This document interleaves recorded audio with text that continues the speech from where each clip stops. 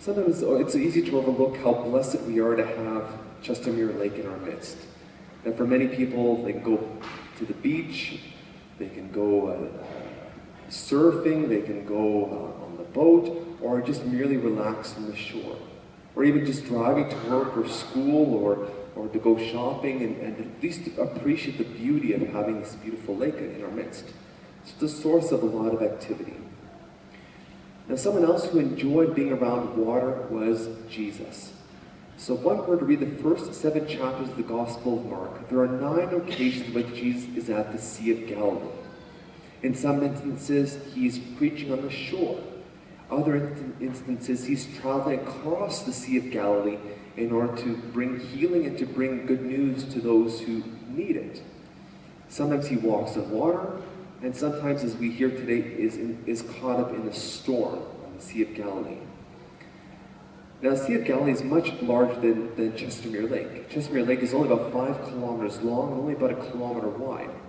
The Sea of Galilee, as I mentioned, is much larger. It's about 21 kilometers long and about 13 kilometers wide. Now, what's particular about the Sea of Galilee, it's the lowest freshwater lake in the world. So it's actually 200 meters below sea level, and it happens to be in a valley. And so it's very prone to storms coming out of nowhere. And so this is the occasion which Jesus is caught up in the midst of this storm. Now, for those who are on a storm, caught up in a storm on land, well, he can easily find shelter in the midst of that storm.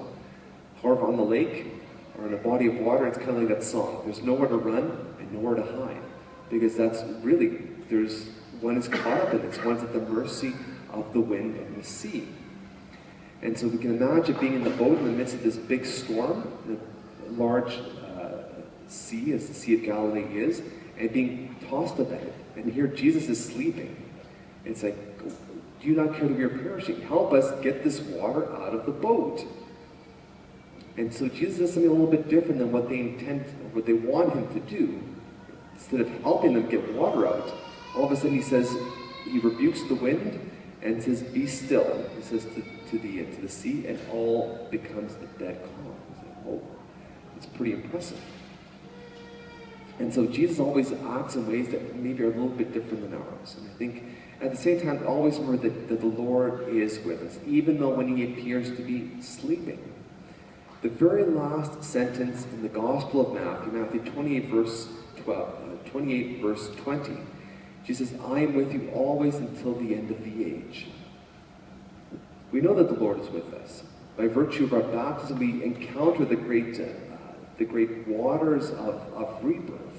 And so the Lord is in fact with us because we are his beloved sons and daughters. But how many of us are caught up in our own storms and are like the disciples in today's gospel? Do not care that we are perishing.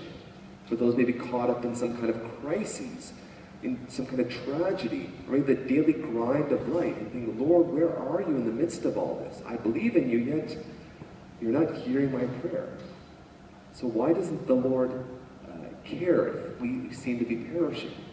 You know, sometimes that the Lord wants us to be patient. Maybe he wants us to, maybe we're asking for the wrong thing if we seem to be perishing. And maybe the Lord is in fact with us, and we just are not appreciating that he's coming to us in a different way, as he was with the disciples in the boat today. And I think the very fact that we're here is kind of an answer of what Jesus says to his disciples. Do you still not yet have faith? I mean, the very fact that we're here is an indication that the Lord is indeed with us. We love him. He is in our boat, which, as I mentioned, began in the waters of baptism. And so in the midst of our own crises, maybe sometimes we all are thinking, "Lord, why do you not care that we're perishing?"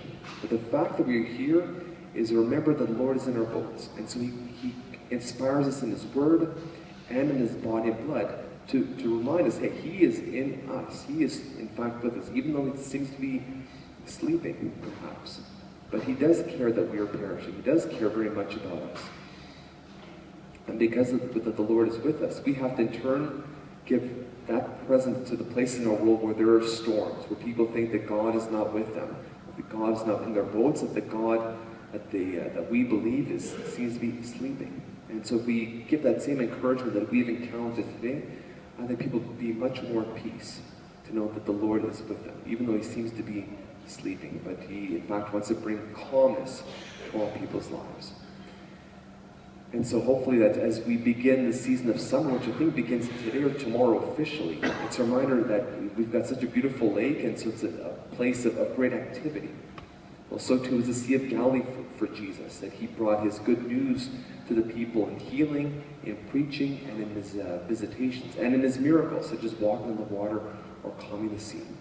And so as we lead the celebration to go in peace, to glorify the Lord through our lives, let's bring the Lord to the many activities that we will encounter this week, and especially the storms maybe in our own lives, in the lives of those close to us, or those that we don't know yet. And let's always remember that the Lord is with us. And let's be people of faith and to bring this good news to those who are encountering the storms of life.